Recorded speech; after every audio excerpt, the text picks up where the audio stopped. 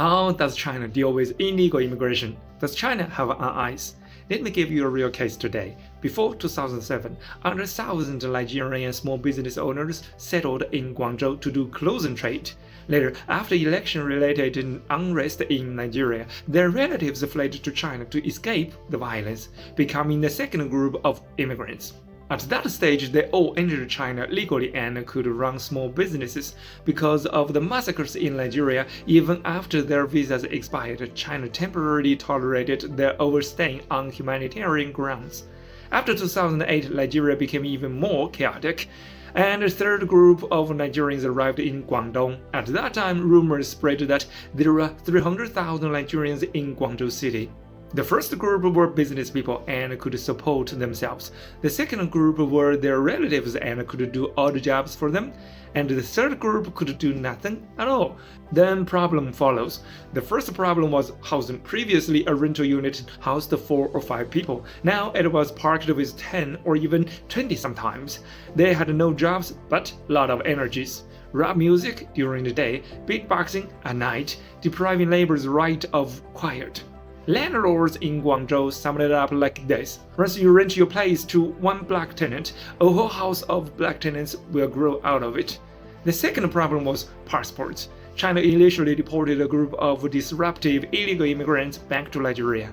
After that, others torn up their passports upon entering China.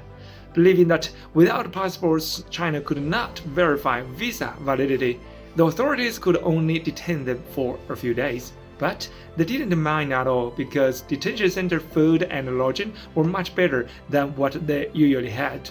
Illegal immigration fell into a vicious cycle. Since they hadn't committed serious crimes, immediate deportation seemed inhumane. Then came fraud. They did not appreciate the leniency shown by Chinese authorities.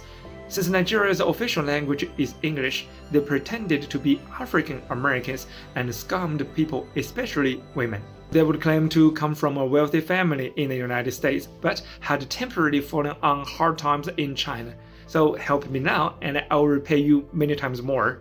After that came drugs. At the end of 2009, Guangzhou police received reports of black migrants using drugs. During an arrest, one suspect resisted and tried to escape by jumping from a building, but fell to his death. In China's public consensus, anyone who uses or sells drugs deserves severe punishment.